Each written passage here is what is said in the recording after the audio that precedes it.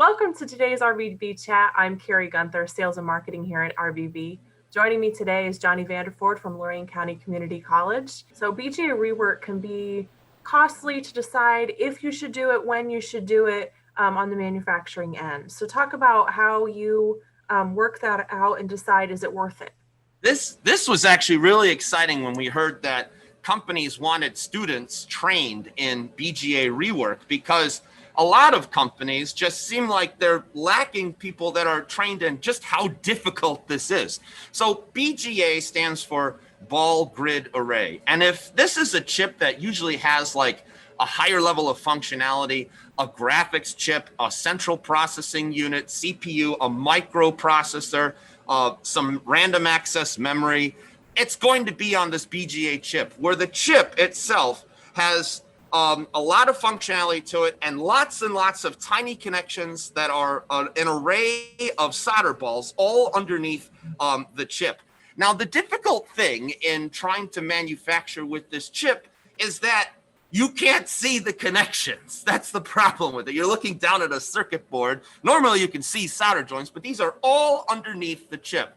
So there is a lot of difficulty in how this chip in terms gets placed, how it's soldered, how it's inspected, and every once in a while, things go wrong in the manufacturing process, and the chip has to be reworked. Now, this process of BGA rework typically involves a machine that has a couple of things. Number one, it's got a stage that the board can mount to and then can move around in precise movements. Number two, it has a heat source, both on the top and sometimes on the bottom, most often on the bottom, like ours of the board.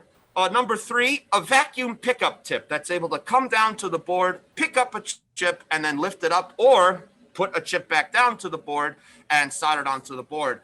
And more precisely, a camera, a very special camera called a split view camera, that moves into place between the board that has the chip and the pickup tool, so that you can align the pickup tool or the board underneath the chip, underneath the pickup tip, so that you are making precise movements in terms of placing it down and putting it in the correct spot. BGA Rework involves a lot of operator intuition. Even on programmable machines, the operator still has to be able to know how far to bring that chip down, not to push it down too far into the board, because any of the balls that are on the bottom of the chip aren't going to solder correctly on the bottom of it.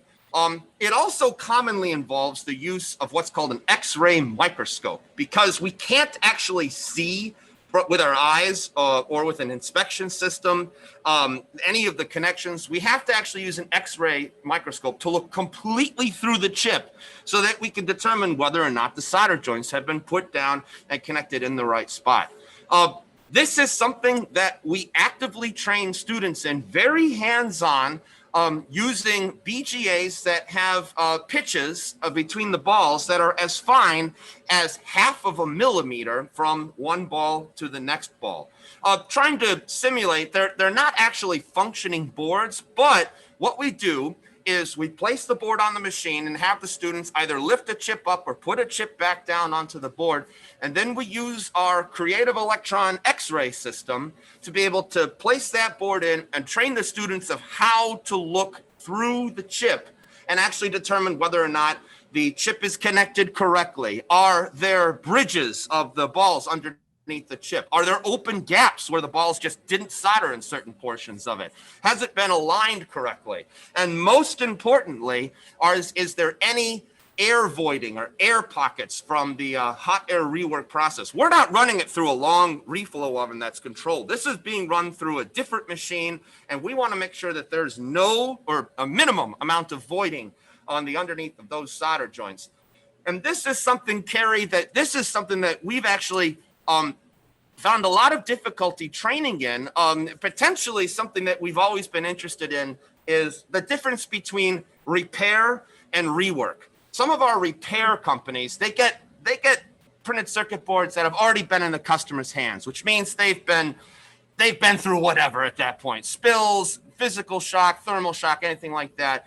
There's a difference between doing repair and then rework, which is at the manufacturing site like RBB, in which the board has already been through the automated process, says a fault has been found on an X-ray system and it has to be fixed at the spot before it ever gets out to the customer. There's always been kind of an interesting thing that we're actively trying to find more and more information on, because the repair people talk a lot about how they do it, but manufacturers don't often present like a lot of the data of how they do their rework process, which makes sense, right? You have non-disclosure agreements, and a lot of times manufacturers work specifically with a customer or their own product, and that's just not common data that's released out to the industry. So while we're training our students, and at Merit, while we train anyone who's coming in that wants BGA Rework training in how to do BGA Rework processing, we're always kind of curious as to what the real difference is as to how a manufacturing company does BGA Rework.